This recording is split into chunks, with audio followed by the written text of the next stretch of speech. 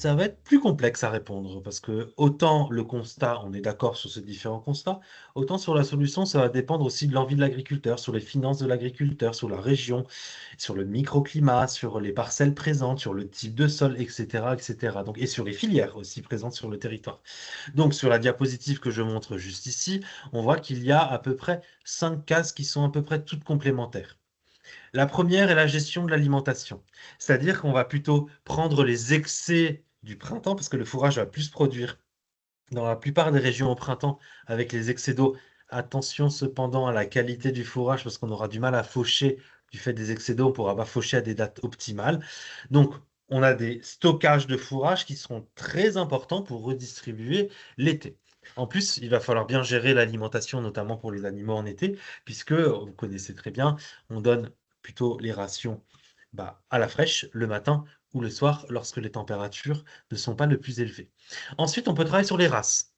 Puis on a parlé, il y a des projets comme Rumigène d'ailleurs qui travaillent sur des projets de races plus résilientes au changement climatique. Cependant, il est hyper important de noter qu'il y a une très forte corrélation linéaire entre la résistance à la chaleur et la production de lait journalière.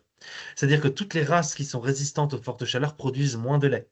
Donc dans tous les cas, quand on parlait d'usine tout à l'heure et de faire tourner le système des filières, dans tous les cas, il y aura forcément, même avec des races plus adaptées, moins de lait. Donc c'est tout un système économique qu'il faut revoir et une rémunération de l'agriculteur aussi qu'il faudra revoir parce qu'il faudra aussi le rémunérer malgré le fait qu'il y ait moins de lait.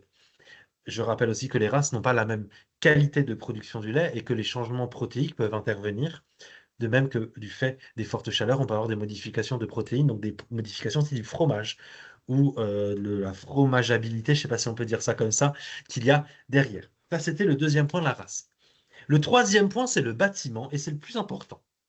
Le bâtiment des vaches pour les vaches laitières doit être un bâtiment où il y a de la ventilation, de la brumisation, un circuit d'air intégré pour pouvoir faire circuler l'air et ne pas avoir une température plus élevée au sein du bâtiment qu'à l'extérieur ou une humidité plus élevée dans le bâtiment qu'à l'extérieur, ce qui risque d'augmenter les chaleurs à l'intérieur du bâtiment. Donc, un accompagnement au niveau de la chambre d'agriculture, par exemple, ce qu'ils connaissent très bien, par exemple, où planter les différents ventilateurs, les brumisateurs, gérer en fait toute la structure du bâtiment.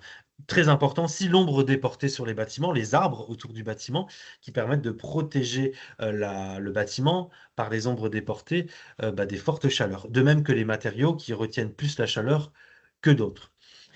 Autour de ce bâtiment, et c'est le quatrième point, on a également des arbres. C'est-à-dire que le sylvopastoralisme, la présence d'arbres dans les parcelles, permet de gérer le microclimat de la parcelle, de protéger un petit peu le sol des excès de température et de garder l'eau au sein de nos sols le plus longtemps possible. Attention à ne pas mettre trop d'arbres parce que là, vous aurez l'inverse, les arbres aussi consomment de l'eau. Le sylvopastoralisme devient presque essentiel. La présence de haies, d'arbres isolés aussi sur le territoire devient essentielle. En tout cas, des animaux en plein soleil, ça ne doit plus exister. Bon, ça, je le dis, mais en général, les éleveurs travaillent déjà dessus. Et le dernier point, c'est le numérique. Les colliers connectés, par exemple, les thermomètres connectés, les capteurs de THI au sein du bâtiment, les bâtiments connectés qui s'ouvrent et qui se ferment en fonction de la température. Ça, c'est hyper intéressant au niveau des vaches laitières. Donc ça, c'était uniquement pour les vaches laitières.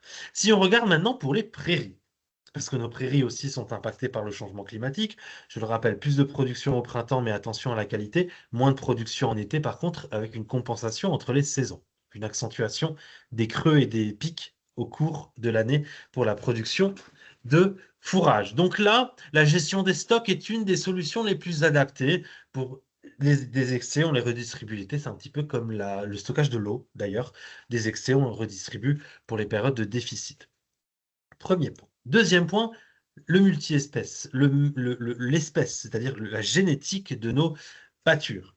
Ce qu'on peut voir, c'est que certaines génétiques, comme la luzerne par exemple, ont des racines plus profondes, mais aussi une température de croissance plus élevée. Donc travailler sur une génétique différente avec des ressemis au sein des parcelles qui peuvent être intéressants. Troisième point, le paysage. Donc dans ces prairies-là, on retrouve aussi le rôle de l'arbre et des haies pour réduire l'évapotranspiration et gérer l'ensoleillement au niveau des parcelles, donc maîtriser le microclimat. Le quatrième et le plus important, c'est ce qu'on appelle, enfin, c'est ce que moi j'appelle le métail, c'est-à-dire que toutes les périodes sur de la production végétale, toutes les périodes creuses, c'est-à-dire entre une culture A qui est moissonnée avant l'implantation d'une culture B, on a une période où on peut produire de la matière verte pour l'animal. Donc c'est de gérer le lien entre végétal et animal sur un territoire.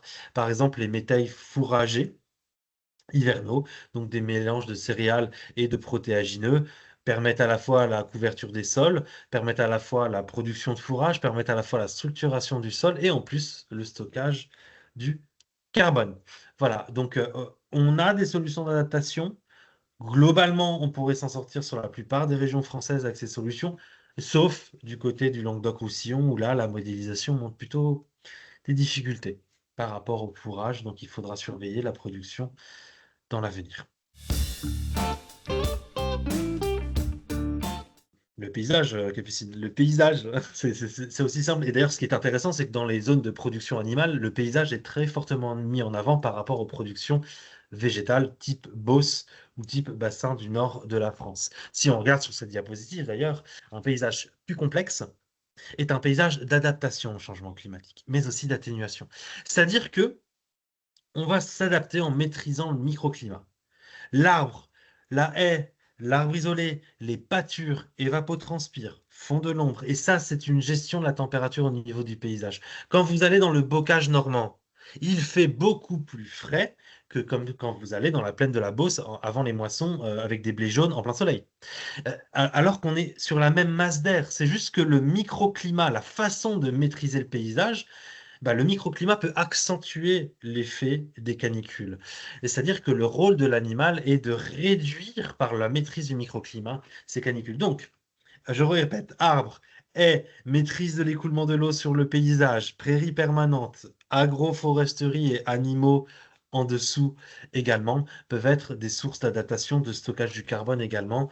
Voilà, donc on stocke du carbone avec la présence de l'arbre et des prairies. Par contre, il est important de noter qu'on déstocke aussi du carbone par la production de méthane de nos animaux. Donc, la réduction, le stockage du carbone par nos prairies, nos arbres est essentiel pour la maîtrise du microclimat et le stockage du carbone et l'atténuation du changement climatique. Et en parallèle, manger de la viande de meilleure qualité, pas forcément à tous les repas, mais la manger française, c'est aussi soutenir nos éleveurs français et les paysages qui se sont associés. Et dans ce cas-là, on diminuera aussi notre consommation de viande puisqu'on la mangera mieux, mais moins, et on émettra moins de gaz à effet de serre, nous, en tant que consommateurs.